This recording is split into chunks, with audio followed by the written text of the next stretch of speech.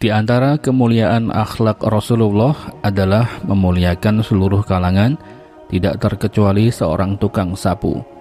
Adalah seorang tukang sapu masjid yang ternyata merupakan pekerjaan yang sangat mulia dan terpandang di mata Rasulullah Shallallahu Alaihi Wasallam.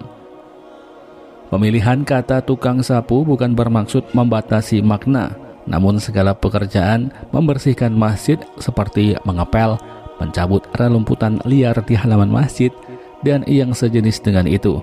Semua itu termasuk dalam cakupan pembahasan ini. Menjadi seorang tukang sapu di masjid berarti ia mengerjakan pekerjaan di tempat yang mulia dan tempat yang paling dicintai oleh Allah Subhanahu wa Ta'ala. Karena masjid adalah tempat yang paling Allah cintai. Tempat yang paling dicintai oleh Allah adalah masjid, dan tempat yang paling dibenci oleh Allah adalah pasar. Hadis riwayat Muslim.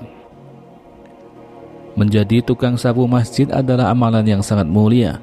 Ada sebuah hadis yang menceritakan tentang seorang perempuan berkulit hitam bernama Ummu Mahjan yang biasa menyapu masjid di masa Rasulullah Shallallahu Alaihi Wasallam. Dari Abu Hurairah radhiyallahu anhu, beliau berkisah tentang seorang wanita yang biasa membersihkan masjid di masa Nabi. Nabi Shallallahu Alaihi Wasallam menanyakan tentang kabar wanita itu, dan para sahabat menjawab, "Ia telah meninggal, wahai Rasulullah." Kemudian Rasulullah bertanya kepada para sahabatnya, "Mengapa kalian tidak mengabari aku? Tunjukkanlah aku makamnya." Para sahabat pun menunjukkan makam wanita tersebut. Kemudian Rasulullah Shallallahu Alaihi Wasallam sholatkannya. Dalam redaksi yang lain, suatu hari ketika Rasulullah sedang ke pemakaman, beliau melihat sebuah kuburan baru. Rasulullah Shallallahu Alaihi Wasallam kemudian bertanya, "Kuburan siapa ini, wahai para sahabat?" Mereka yang hadir di situ pun menjawab, "Ini kuburan Ummu Mahjan ya Rasulullah." Rasulullah Shallallahu Alaihi Wasallam langsung menangis begitu mendengar berita tersebut. Lalu beliau menegur para sahabatnya, "Mengapa kalian tidak memberitahukan aku akan kematiannya supaya aku bisa mensolatinya?" Kemudian para sahabat menjawab, "Ya Rasulullah, pada waktu itu matahari sedang terik sekali." Rasulullah kemudian hanya diam saja mendengar jawaban tersebut. Lalu beliau berdiri dan sholat untuk Ummu Mahjan yang sudah dikubur beberapa hari itu. Kemudian Rasulullah Shallallahu Alaihi Wasallam bersabda, "Bila ada di antara kalian yang meninggal dunia, beritahukan kepadaku, sebab orang yang kusolati di dunia, solatku ini akan menjadi syafaat di akhirat." Dalam keterangan hadis tersebut kita bisa mengetahui bahwa Rasulullah Shallallahu Alaihi Wasallam memberikan perhatian yang sangat besar kepada sahabiah Ummu Mahjan, seorang tukang sapu masjid.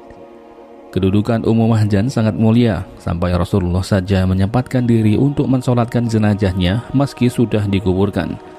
Sebuah kemuliaan bila orang termulia saja sampai menegur para sahabatnya karena tidak mengabarkan perihal kematiannya.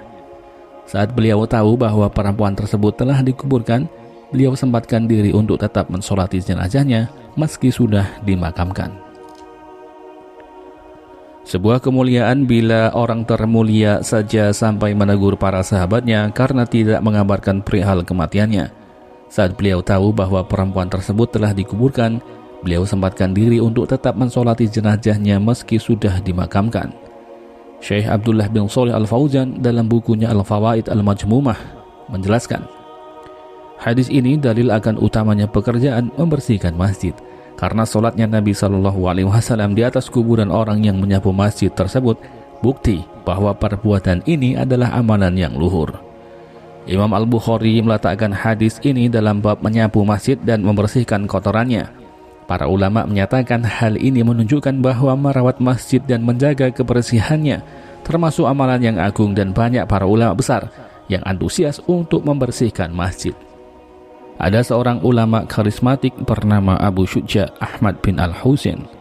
Beliau ini adalah ulama yang terpandang di kalangan kaum muslimin.